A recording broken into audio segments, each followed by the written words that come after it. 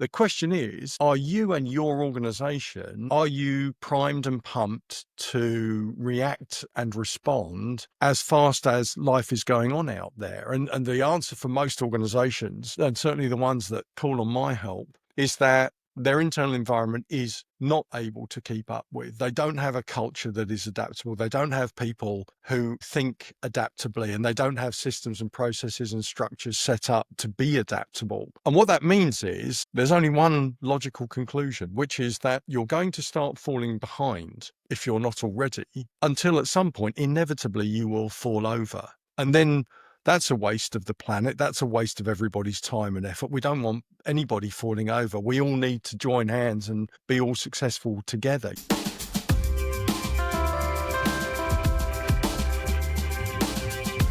Welcome to Sustainability Transformations podcast, where we explore bold ideas to drive positive change for people, community, and business. And today's guest is adaptable, strategic, and transformational. Rich Alderton is a thought leader in Adaptability Intelligence, who's on a mission to help us prepare for whatever happens next. And the key goal is exploring that adaptability as a foundation for sustainable leadership, how to go from resisting to leveraging change, and some real tools to deliver that personal sustainable growth in uncertain times. So welcome once again, Rich. You've gone from shop floor to boardroom. What moment on that journey sparked your mission to raise this intelligence? But perhaps you can introduce yourself first, please, Rich. Sure. Well, firstly, thanks for having me on, Enoch. It's a pleasure to be here, and I love your subject. So I'm looking forward to a good chat.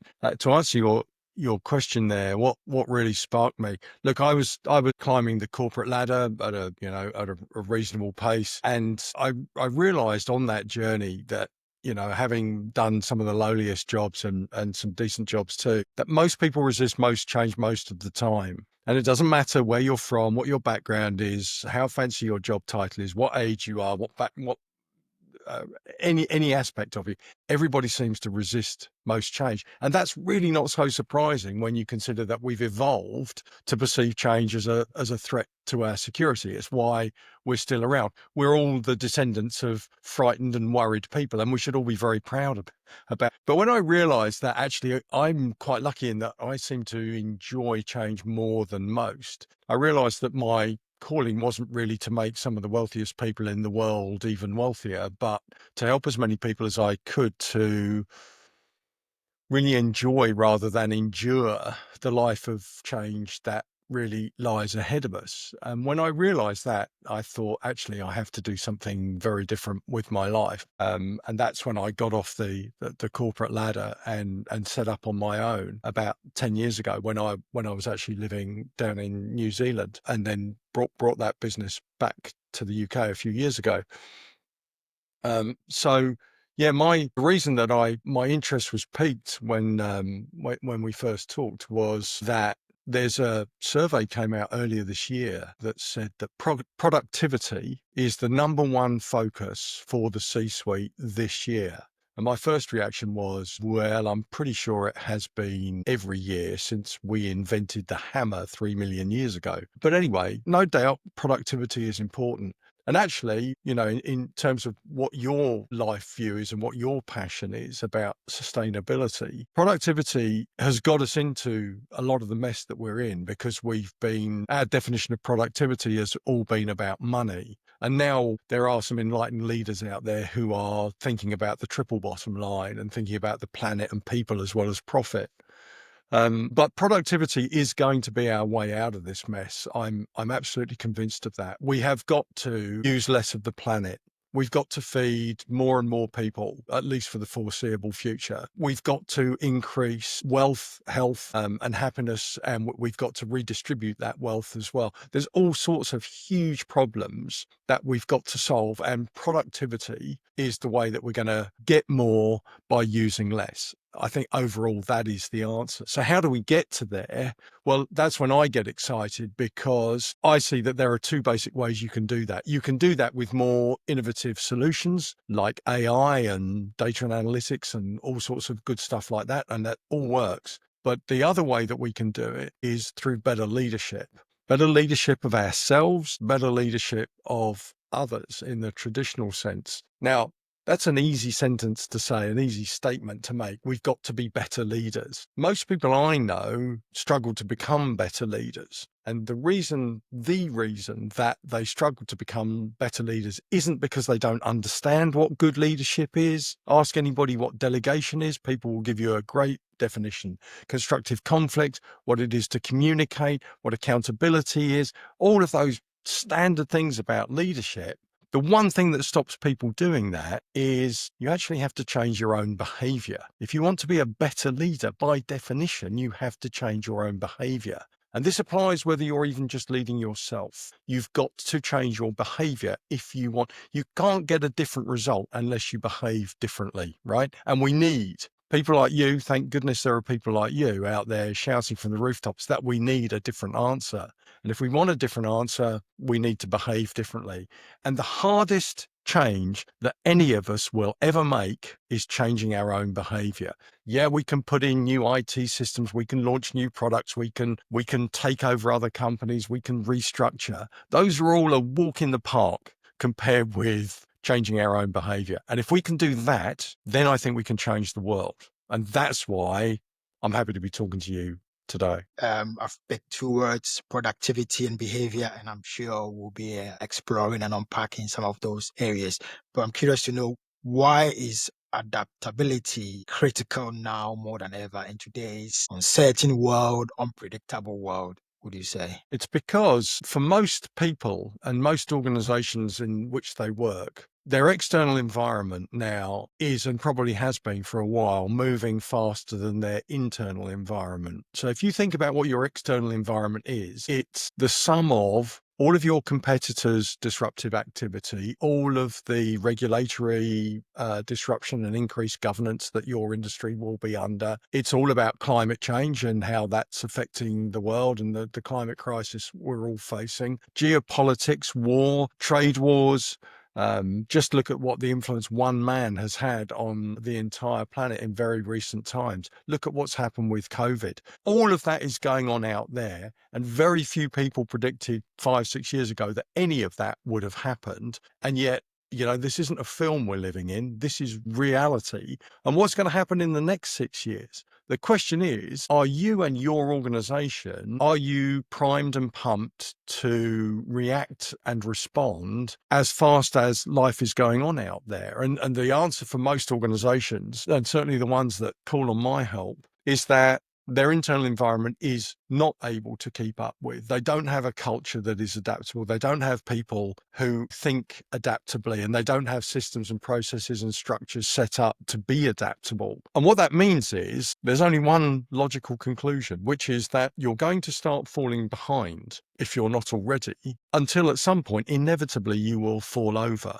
And then that's a waste of the planet. That's a waste of everybody's time and effort. We don't want anybody falling over. We all need to join hands and be all successful together. Yes, survival of the fittest and all that, but we need everybody fulfilling their potential so that we can make the most with the least. And that's the way we're going to get productivity, use less of the planet, deliver more, take people out of poverty, save lives. I don't want to get too existential about it, but that's really the fundamental of why people need to be adaptable. And the reason they're not is, as I say, we're pre-programmed not to be adaptable. And we have this thing, psychologists call it negativity bias. We are pre-programmed to focus on what could possibly go wrong. And that stops us in our tracks and keeps us locked inside our comfort zones. And we're never going to get a different answer if we're just staying in the same old comfort zone, clinging on to the status quo for dear life, which is what most of us would happily do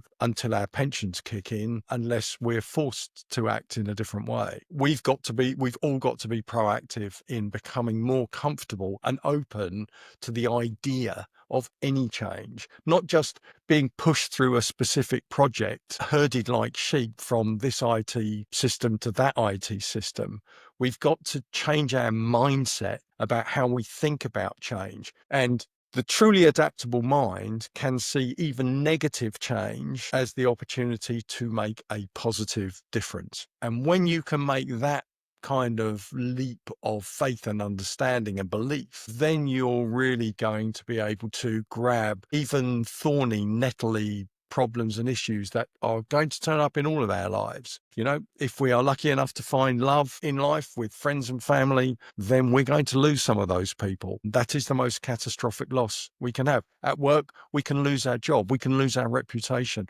All of these things are possible if we try to get better and better. We have more to risk, more to lose, but we've got to keep climbing if we want to increase our productivity and have a future that is sustainable for us all. I have followed the changing pace between how governments are slow to react compared to how society changed. So, for example, if I use how social media in the last 20 years has changed human behavior and how governments are slow to react or adapt to these Good changes. point. And just 4 years ago, and before ChatGPT, all of a sudden things are changing so fast. So I'm quite happy to note that I was only thinking from the change between the things around us, the climate change certainly as well, and how governments were changing. But you've helped me to realize that, okay, now it's not only the environment and the government or politics, but actually within the businesses, how are they able to keep up with these changes and adapt? So that's very insightful. So how do you then define adaptability intelligence, and how is that different from the traditional IQ or EQ? Great Yeah. question. If you look up adaptability in the dictionary, it says something like the ability to adjust to new conditions, which is absolutely right, quite concise, a little bit dry, and almost entirely useless at helping us to understand what it really is to be adaptable. So in my company, in High Performance Change, we've taken the liberty of redefining the definition of adaptability to being, it's about having the curiosity to see the need or opportunity for change. So that's proactive and reactive. It's about having the courage to actually then make that change happen. And it's about having the velocity to turn quickly or turn at the right time in the right direction. One of my good friends who wrote a book called Velocity, Not Speed corrected me that speed is only about moving, right? Velocity is about moving in the right direction. Velocity has a vector. I kind of remember that from some physics when I was 13, but I had wiped that from my memory. So it's about curiosity, it's about courage, and it's about velocity. And I tell you, if you don't remember anything else, if you remember those three words from our conversation together, then you are a long way towards being open to the idea of change. Because curiosity is all about being open to the idea of change, isn't it? You've got to be courageous to learn and unlearn and challenge yourself and challenge others, and then actually step outside your comfort zone, which by definition is an uncomfortable thing to do. Takes courage, right? And then, as we all know, if you do the right thing at the wrong time, it's going to still yield the wrong result. So you've got to be able to move, and you've got to be able to head off on the turn of a sixpence into the great unknown, possibly without all of the information that you would like and love to have by your side, because your external environment is forcing you to go off road. And that takes courage, but you've got to move quickly, because if you carry on, all of a sudden you're heading in the wrong direction, the world has changed, and you're carrying on. So the definition is all about those three things. And if you remember those, then that will pique your interest. And what I would encourage your watchers, listeners to say is, in any situation, check yourself. Am I being as curious as I could be about this situation? Or am I just going with the flow? Am I really finding out everything I can about what's going on out there in the outside world? How quickly is it changing? What is it doing? What can we take advantage of? What's going to bite us in the bum? And then do we have the heart to actually do something about it? And are we equipped mentally and physically and with the resources to actually then move quickly to pounce on that opportunity before that window closes? Curiosity, courage, and velocity. That's so powerful. So in sustainability, leaders within the space sometimes face resistance to change. You've already highlighted why we may be hardwired, but why do most people resist change, even when sometimes there is initial traction or knowledge that it is necessary. So if I give you an example, there's a story where Steve Jobs, around the late 2000s, openly declared that iPhone was going to be in the top right corner, and the existing well-known BlackBerry and the Nokia and the Motorola were going to be disrupted. So he publicly declared it. But I'm curious to know how, and then there's another story of how Netflix went to Blockbuster for Blockbuster to buy Netflix. So this wasn't just some competition. Blockbuster couldn't see the only way they could survive is to disrupt themselves or disrupt their own model. So using that as a context, why do most people resist change? They know Yeah, it to be and necessary. they're great examples. Let me give you there are two. I could give you two reasons why people resist change. One is based on fear, and the other one is based on anxiety. Right. So, and they're different. We use those two terms interchangeably in common parlance, but actually fear and anxiety are different things. Fear is basically your reaction to something real that's happening now. It is a clear and present danger. So what Nokia should have done, sitting up there in lovely Finland, they should have reacted and said, the iPhone is a clear and present danger. Unfortunately, Nokia thought that because all of their success had come from hardware technology, the way the phone looked and worked and all the keyboards and ergonomic way that the phone fitted in your hand, they thought that would continue to be the future. And of course, Steve Jobs came along and said, no, it's all in the software, it's all in the apps, and the rest is history. Nokia had a near 50% world market share. Imagine if they had that today, what would that be worth? And similarly with Blockbuster, you're quite right. They couldn't, like Nokia, they couldn't disrupt themselves. They couldn't see that all of these hardware that they had in stores and actual DVDs, how could that be disrupted? And of course, Hastings just pulled the rug from under them. And it's all down to, so they didn't see, they either didn't see it or they felt the fear and just went into flight mode rather than fight mode. Now, here's the thing with fear. Everyone's a biochemist, right? Everyone understands the fight or flight reaction. But what happens in a state of fear is that your amygdala, which is where the fear reaction is sent, the impulse is sent, that's what triggers your adrenaline and cortisol that triggers your fight and flight. It actually shuts down the important bit of your brain at the front, the neocortex, the bit that makes us different from all other 9 million species in the world, or however many there are. And it stops us from thinking. Think about that. You are in a state of fear. The decisions you make in a state of fear, whether it's in the boardroom or down a dark alley, the decisions you make are the most important when you are in a state of fear. And what does our brain do? It shuts itself down from thinking. There are actually blockages to the pathways between the amygdala and the neocortex. And it does that for a very good reason. It's so that we can react without thinking. It's designed to do that so that we can react quickly, because back in the day out in the savannah, when we were facing that saber-toothed tiger, that extra delay was the difference between being life and lunch. But in the modern workplace, that almost never happens. So what we've got to do is learn to control our fear. And we can't stop feeling fear, but you can learn to control it. But when we are ruled by fear, we make bad decisions. When we're told that we've just lost our job, what you want to do is punch your boss on the nose or run out of the building screaming, both of which would have saved your life 50,000 years ago. But these days, they're both disciplinary offenses, right? Now, anxiety, I talked about the negativity bias, which again is one of the reasons that we're still here as a species. It is very useful in small doses. But we've got something else that's also brilliant, also that no other species has, which is that we can imagine a future that doesn't yet exist. We have imagination. Both those things together are fantastic. You want imagination. It's created everything that we've got that the rest of the animal kingdom doesn't have. And we want negativity bias because it's kind of kept us alive. The problem is when you put those two brilliant things together, you get a complete car crash, because now we've got negativity bias with imagination, which means we can imagine it going really wrong, really badly, really quickly. And when we think about, so that's what anxiety is different from fear, because anxiety is about your negative perceived future state. So it's not real. and it's not now, it's in the future. And Penn State University did a study that proved, it was only a small study, so it wasn't conclusive, but the indication was that 90% of what we worry about never happens. So our brains weigh 2 to 3% of our body mass, and they use 20 to 25% of our energy. So when people say that they are exhausted from being anxious and worry, they're not talking metaphorically. They are actually consuming calories, worrying about stuff that is almost never going to happen. The anxiety, though, is absolutely real.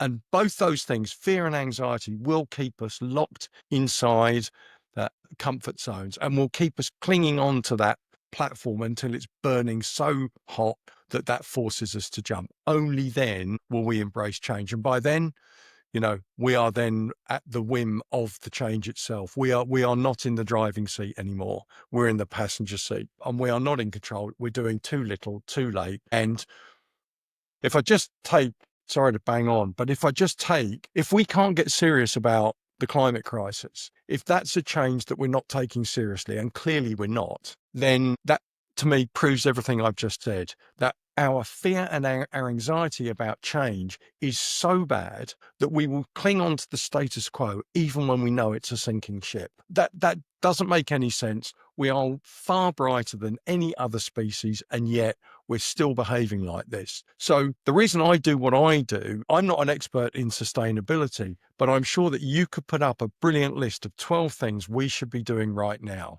And I can tell you that we won't be doing more than one or two of them. And it's got nothing to do with how bright we are. It's everything to do with the fact that we're not adaptable enough to be open to the idea of those changes and all the risks that we have to expose ourselves to in order to, and possibly fail to do 6 out of those 12 things. But if we sit on our hands because we're only confident about doing today what we already did yesterday, we will have no tomorrow. If you look within the last 20 years or so, well, firstly, the financial crisis, there are financial experts who have modeled and seen that the way banks in particular, or the finance industry, calculating risk was not adequate. And they've shown that in the last 20 years, significant changes have had to be made in the modeling of the understanding of risk of financial institutions. That is a context for the next phase. Now we have climate change and biodiversity. If you have a manufacturing company,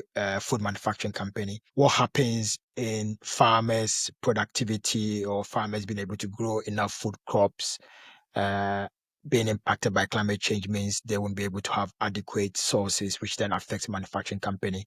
The question here is, how much is that resistance hardwired, and what are some of the key skills or tools that sustainability leaders or business leaders, for example, a business leader of a food manufacturing company who relies on the agricultural supply chain, how can a business leader in the food industry shift that key resistance, apply that adaptability? So now we're going into the practical applications of Yeah. what we've talked about. Yeah. If, for example, they were to have a 5-minute session with you, what would be, I know 5 minutes is not enough. Yeah. It's a brilliant question, right? So if I go into a well-run company and I ask to look at their business continuity plan and to see how much they've thought about, like in their supply chain, right? I'm a supply chain guy by training. So if you look at your global supply chain, where could it break down? What could possibly go wrong? Have you got an alternative source? Are you single sourced?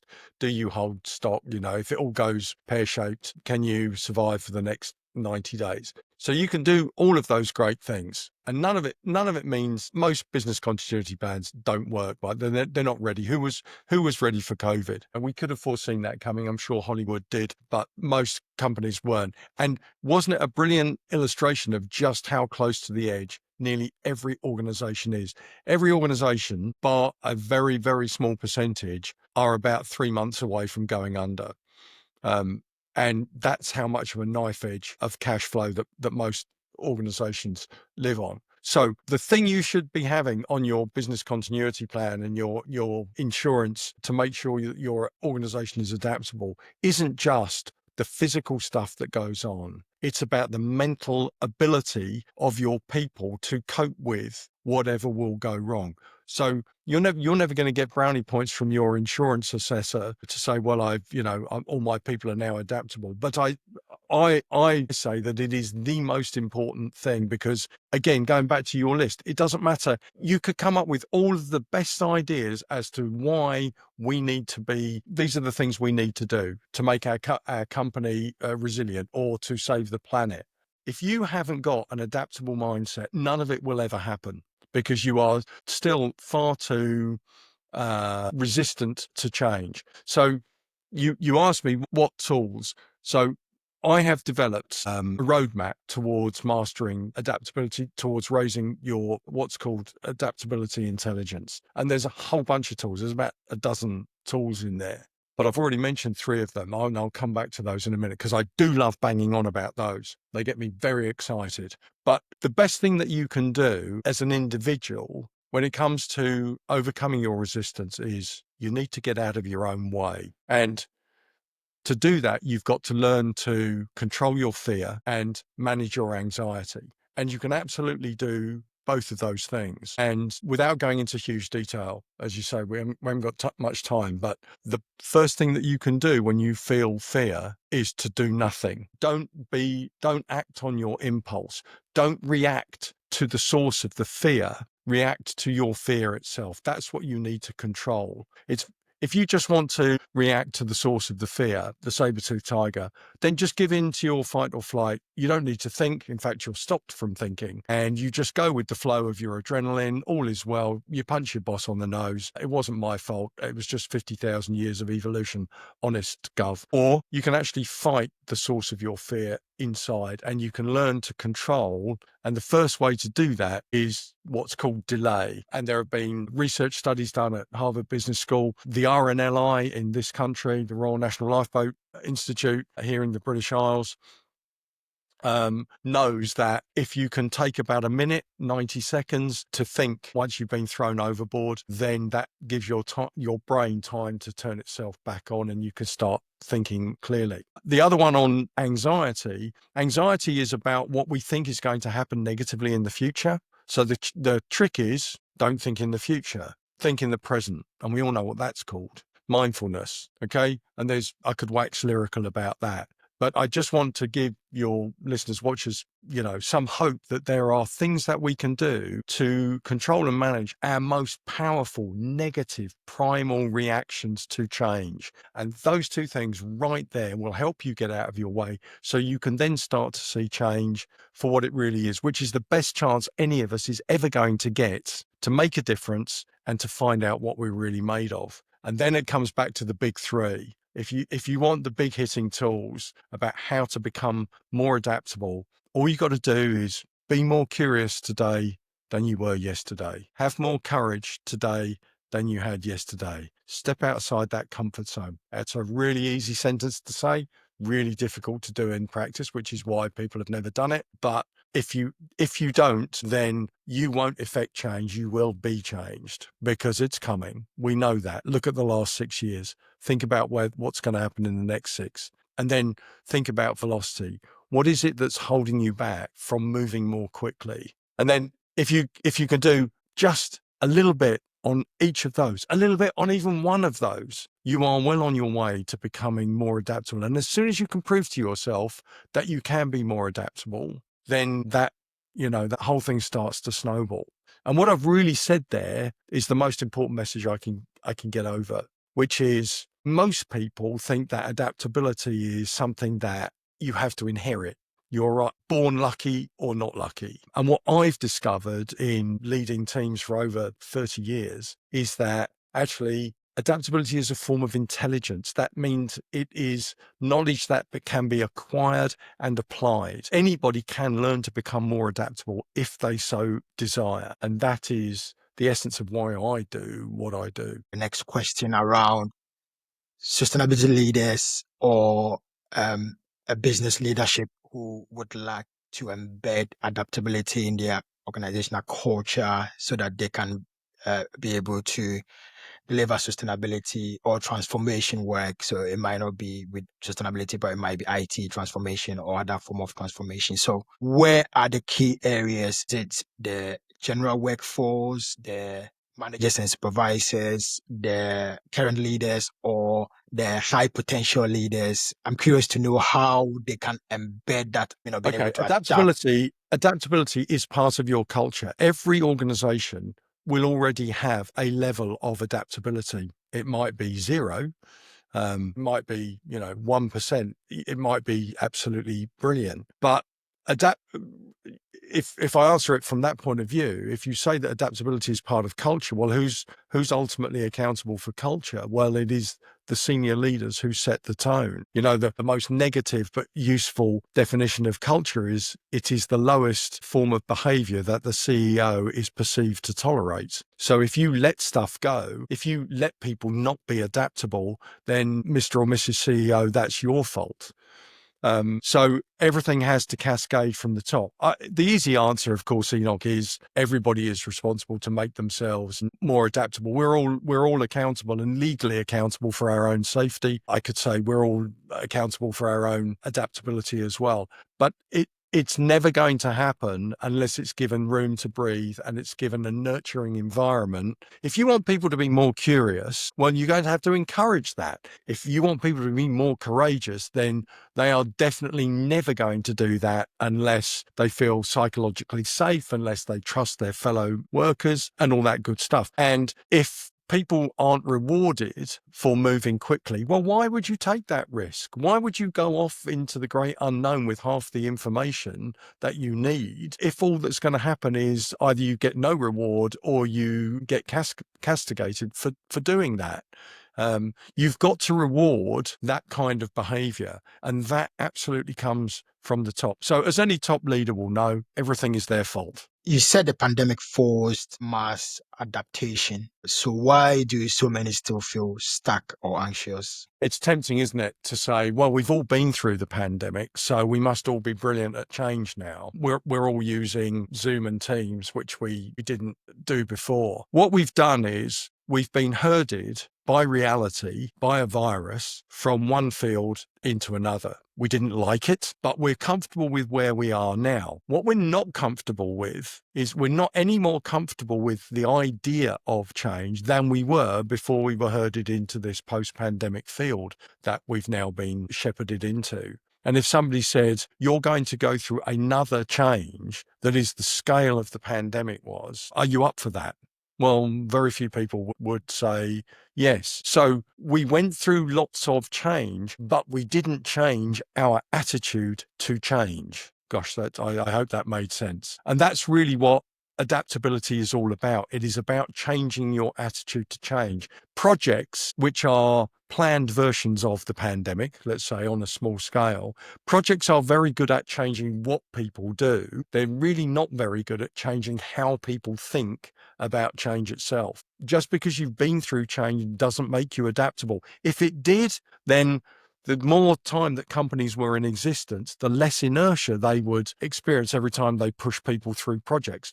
And nobody's ever told me that. Every project manager, every change manager I've ever spoken to has said that, yep, people are just the same at the beginning of every project. Everybody digs their heels in. Nobody wants it. And the reason is they don't get under the skin. Project managers and change managers don't have time. They don't have the remit to actually change people's behavior. All they can do is change what they do, not how they think. Talking about change of behavior and going to change so that there's a change in behavior, what is one thing business leaders or sustainability leaders can start today to build that muscle of getting the change in the behavior? Okay, so here's a very real one. Question for your leaders. Do you value knowledge, or do you value the ability to learn? Because if you value knowledge and what people already know, then guess what?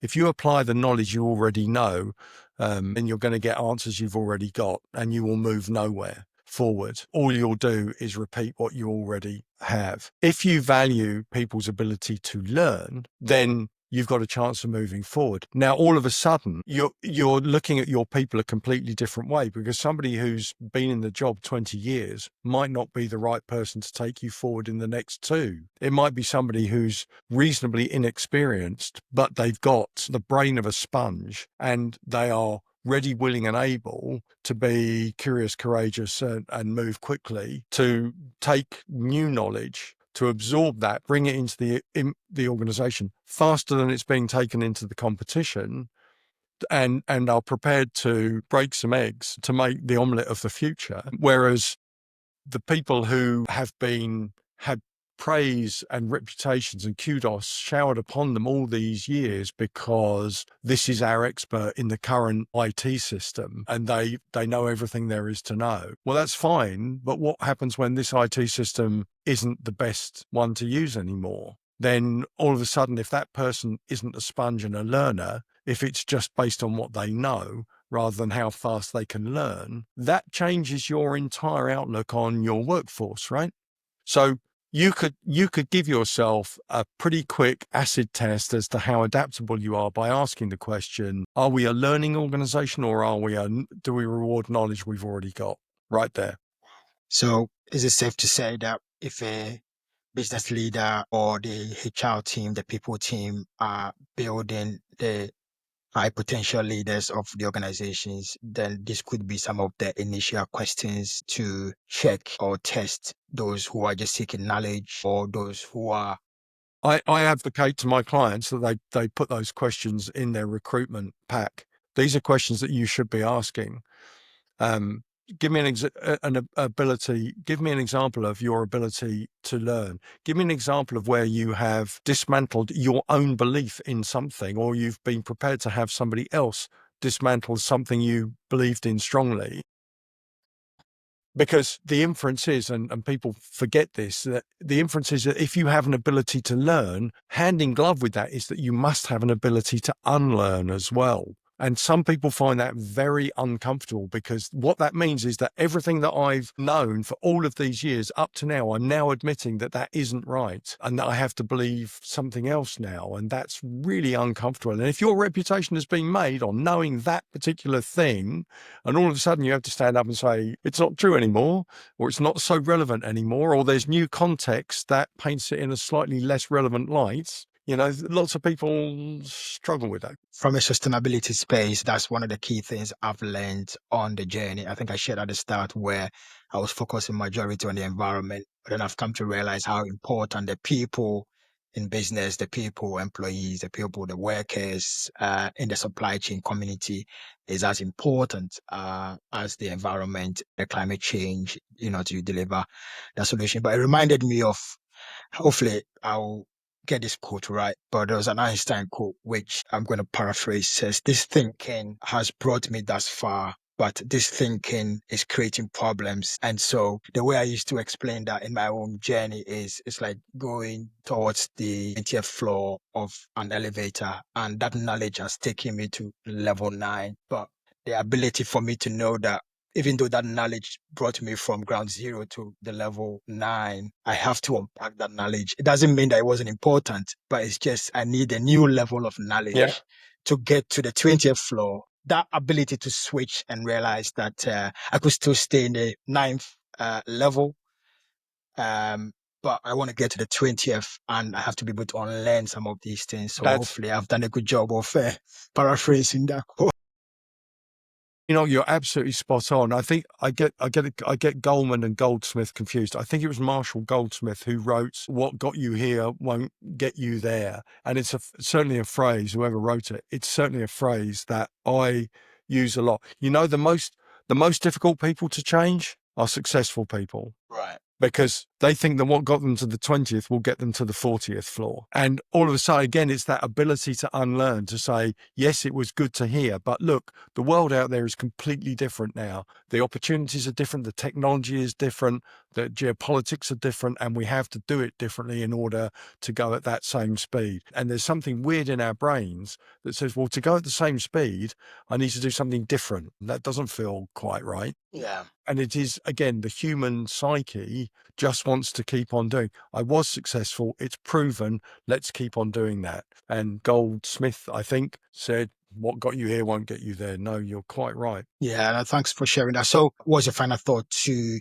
business leaders or sustainability leaders who are listening? What is your final thought to them? If you haven't thought about adaptability, it's probably because hasn't occurred to you, or you haven't thought that it's something that you can influence. And the one message that I want to get out to anybody who will listen to me is you can learn to become more adaptable, and anyone can do it. It is not something that is baked into your DNA. You don't have to rely on your family tree to be lucky or unlucky in how adaptable you are. It is entirely possible wherever you're starting, whether you're innately not very adaptable or already highly adaptable. Mastering adaptability is like mastering anything else. It is a journey without end that goes exponentially up towards a peak that you will never reach. But it is a journey that anyone can take if you so desire. And if you believe that, start now with curiosity, courage, and velocity in some small way, and try and prove it to yourself. A huge thank you to Rich Alderton for blessing with your time, but the incredible insights from the productivity, the changing of the behavior to the courage, the curiosity, and certainly the difference between the speed and the velocity. Thank you so much for your time and Enoch, the I've insight. thoroughly enjoyed it. Thanks so much for having me on.